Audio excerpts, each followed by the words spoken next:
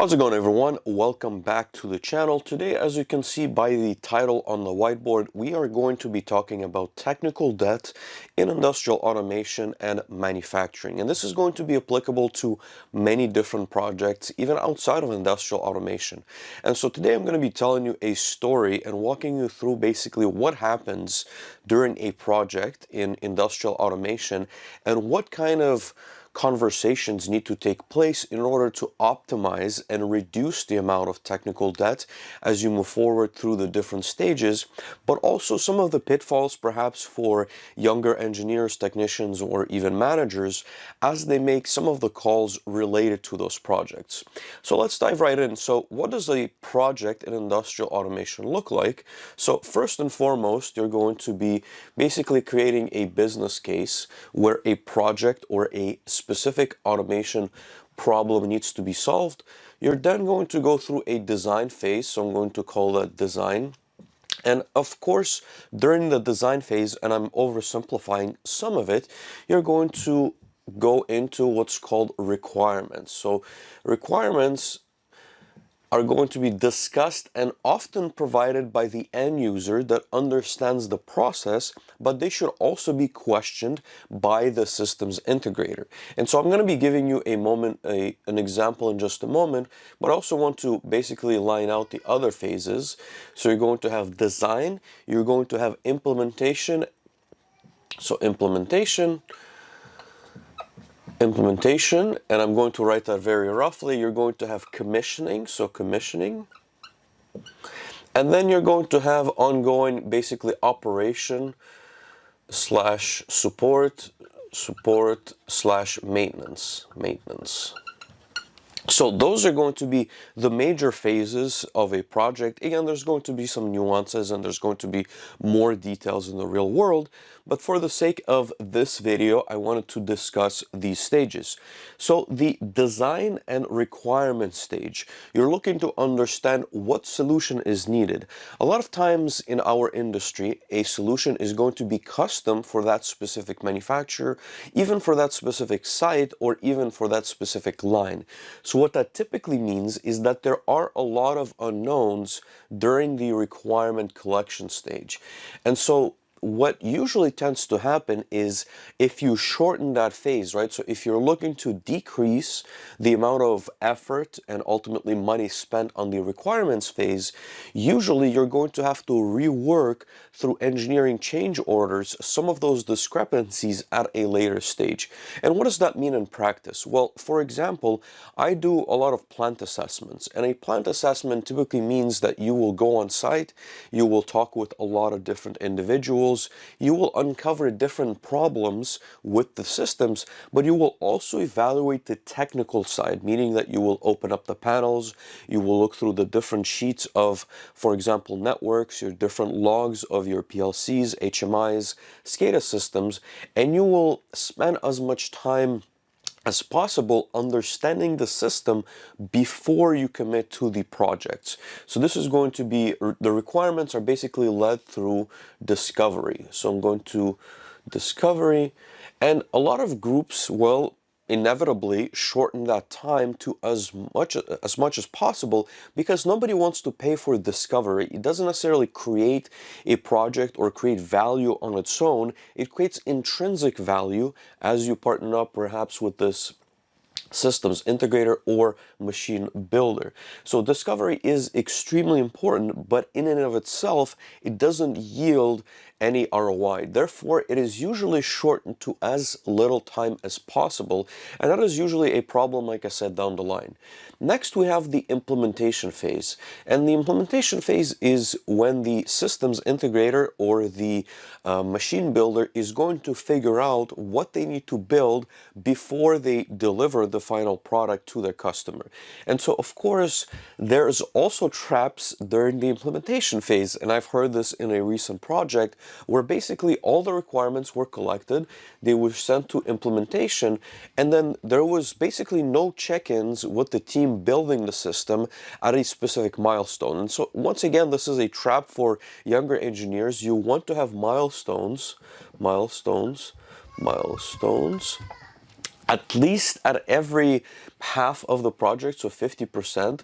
And depending on how big the project is, you can also do a 25, 75, right? And again, it's going to be a little bit loose how you judge those milestones, right? That's going to be managed by your project managers. But ultimately, what you don't want to end up with is a system that is not suitable for your specific process, that does not meet the specific requirements, or perhaps you missed some of the requirements in the early stages. And so you can correct, obviously, at this point by paying the extra amount for the engineering change orders, but you can rectify the missed requirements at the 50% mark so that the integrator or the machine builder has the opportunity to fix them before they are commissioned, right? And so at this point, we're getting close to commission. And what does that stage actually involve? And so if you've been enough or long enough in the industry, you may have heard terms like VATs, SATs, or FATs. So there's going to be vendor acceptance tests, or site acceptance tests, or factory acceptance tests. Basically, you're testing the equipment. And so why is that important, right? So before you commission, right? So I want to say this is once the implementation is done, this is where you have your VAT or SAT, or FAT. And again, depending on the industry or the plant you're talking to, it's going to be one of the three, but basically they're all the same. They're going to be you as the end customer going, first of all, to the on-site of the machine builder, testing the equipment, and then sending it over, making sure it passes the test there. And so again, there's going to be a lot of nuances. I think we can make a full video discussing some of my experience with VATs or FATs. I've spent a number of weeks and months in Italy, in Germany, in Japan, basically validating some of that equipment. But the question here is, well, why are these important? And a lot of times that reason is missed by the end user.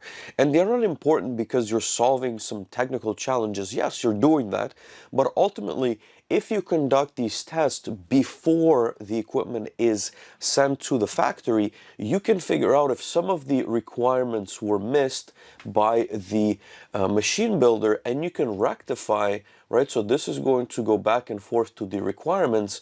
You can make sure that they have delivered the equipment or they have built the equipment that meets your requirement before you sign off on it. Once it gets into your facility and you have paid for it, it becomes very difficult for you to rectify some of those problems. Next, we go into the stage of commissioning, and commissioning is basically, once again, I'm oversimplifying, but there's going to be multiple stages of commissioning. So first and foremost, you're looking to just run the equipment, making sure that everything is satisfactory in terms of producing actual product, widgets, or inspection of whatever materials you might be working with. Number two, you're looking to then optimize the equipment to run at the specified rate based on the requirements, right? And so this goes back to what kind of OEE are you expecting out of that specific machine and or process. So once we've reached a specific KPI or perhaps set point or OEE metric, we are ready to pass the machinery off to operations, support, and maintenance. Now, it is not an easy transition. I've been through many of those initiatives, and usually there's always pushback, right, that the equipment is not running as it should. However, you need to take a certain leap of faith at some point, and in order to learn more as to how the operations runs the equipment, you need to go through that transition and let them operate the equipment. Of course, the engineers that have built the solution and the ones who have been in charge of the project are going to be much better at quote-unquote operating the equipment while it is being commissioned. However, you will learn a ton by letting operations run the equipment in terms of making perhaps small adjustments, changing some of your code, and maybe making mechanical modifications. So again, the transition is not going to be always easy, but as long as you maintain a good punchline, or I guess list of items to be corrected, and actually go through those changes, you will be successful. And so as I've mentioned to you, I had an interesting project not too long ago that I wanted to discuss and basically dissect as to what went wrong. And so multiple things in short went wrong, but one of the things that went really wrong from the automation standpoint, in my opinion, is that poor collection of requirements. So let me give you a little bit of a backstory without revealing all the information about this specific client. So this was a relatively simple chemical process and machine that was built on basically 12 motors, so 12 motors, about 12 valves, so 12 valves slash actuators, and about 24 I/O points. Some of them were digital, some of them were analog. So these are temperature sensors, these are flow meters, these are going to be your pressure valves. So imagine a relatively, again, all things considered, relatively simple machine. Now, this specific customer in the early stages sat down and discussed the starting procedure and operating procedure of this specific machine. And what they came up with is basically they described a sequencer, right? So sequencer, and I have a lot of videos on Solus PLC explaining how to program sequencers properly. Now, a sequencers, for those who are not familiar, is basically, so step one, start motor 1, and then step 2 is going to be wait for conditions, wait for check basically for M1. Step 3 is going to be start motor 2. Step 4, wait for checks. And just to explain that a little bit more, right, so this is going to continue until all the steps are met. You start the motor, then you check, for example, the pressure of air that's coming in because it's a pump, or maybe you're checking for the contactors to actually latch in order to transition between the steps. So you go from 1 to 2, from 2 to 3, from 3 to 4, so on and so forth, until everything in the system has been turned on appropriately per that specific sequence. Now, the question that, in my opinion, should have been asked when the operation was discussed and described as a sequencer is this really a sequencer, right? And what I mean by that is the logical or the common sense would tell you that yes, this is a relatively easy implementation, but I would argue that it is not in practice. So for those of you who have built sequencers using the CQI and CQO instructions in, for example, Allen Bradley, it is quite complex, or it is easy to get it wrong. And so therefore, is this really a sequencer, is the first question that I would have asked if I was in the design meeting for this specific equipment. Because if it is not really a sequencer, you can just start all the motors with very basic circuits that we've discussed many times on Solus PLC and this channel, and then you can do all of your check and all of your faults basically in their own routines. There's really not much more to it. Now, compounded with the fact that the group that implemented the sequencer also added UDTs and AOIs into the mix. So AOIs, again, not going into a lot of the technical details, but basically sequencers, each one of them had an AOI and a UDT for every step, for every failure point of the step. This made the program extremely complex, right? And so going back to our original topic and question of technical debt, why is this a problem? Well, it is a problem on many levels. So once you spend the time to investigate and understand what needs to be implemented, you then go into the implementation phase. And so the problem here is that the integrator understood this application as being a sequencer. Therefore, once they're bidding on the project, they're going to charge a premium because they know they will have to spend a lot of time and effort implementing the type of logic that needs to drive this machinery. So if you had the conversation and somebody knowledgeable to have basically made that check, you could have said, this is a much simpler process. We can simply turn on maybe all of the motors except one that allows you to feed the product in at once. Therefore, it would have taken a couple of days for someone to implement that logic versus a couple of months or a couple of weeks. Number two, once you start commissioning, because it is almost impossible to simulate a sequencer without just very basic step through and conditions to be met, you need to see the instrumentation, you need to make sure everything works. It takes a lot more during the commissioning phase. So once you commission sequencers that require a lot of different logic in order to be satisfied, you're going to spend more time validating equipment than otherwise. So once again, the question of how much time, effort, and ultimately dollars are you willing to spend for this machine to work the way you would want from a software standpoint versus focusing on the real value that is the process being done by this machine. The next item, of course, is once you've commissioned the machine and it is satisfactory to the operations team, what happens then? Well, the reality is you're going to pass this on to the site team that usually does not always have engineering support, so you're going to have technicians, and it's not to take away that they don't understand sequencers, right? So you can teach someone how a sequencers work, and you would expect them to understand the basic logic and the premise that, you know, it steps through the different stages in order to be in run mode or in standby mode or whatever else. The problem is, though, they will open up the code, they will look at the sequencers, they will look at the UDTs, they will look at the AOIs, and the learning curve is going to be much greater. And so if the learning curve for that specific piece of equipment is greater, what does that mean? Well, ultimately, it means that the team on site is going to spend more time troubleshooting than actually running the equipment, and it's going to take a lot longer for them to ramp up initially, but also when they hire new individuals, they're going to spend a lot more time understanding the logic and the requirements and the sequences, because now they need to not only understand the logic and what's starting, they also need to understand how it is sequenced, for what reason, and then how can they make changes if something were to fail, right? So the sequencer, the way it operates is, for example, if the step 3 is not met, it's going to kick out and it's going to create or throw some kind of an alarm. So what does that lead to?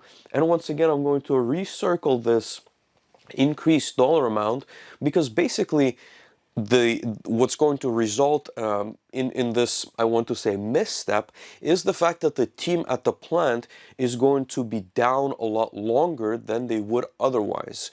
And so what I mean by that exactly is, like I said, once the machine or equipment is passed on to someone that hasn't worked on it, they will take longer to understand the code and the sequence and basically the logic behind this rather, I would say, simple machine. And so the machine, instead of being down for 10 minutes or half an hour, is going to be down for 3-4 hours for that person to take the time to understand. And so, of course, this also goes back to documentation and manuals, and that's an entirely different point of discussion. But depending on how much documentation of the actual as-built system the machine builder is going to provide to operations is going to hopefully eliminate some of that challenge, but it's not going to be gone. So what are the conclusions when it comes to technical debt in industrial automation and manufacturing? Well, the main conclusion that I always bring up with most customers is, number one, you need to have a discussion up front as to the requirements, because the machine builder and the integrator are not going to be as knowledgeable about the process as you will be. So you need to communicate very clearly, but you also need to keep in mind, once again, that the more complex you make the process seem, the more, number one, they will charge you, the more time it will take to commission, and the more difficult it's going to be for your operations to learn. So you always want to keep things as simple as possible. You also want them to be asking the relevant questions.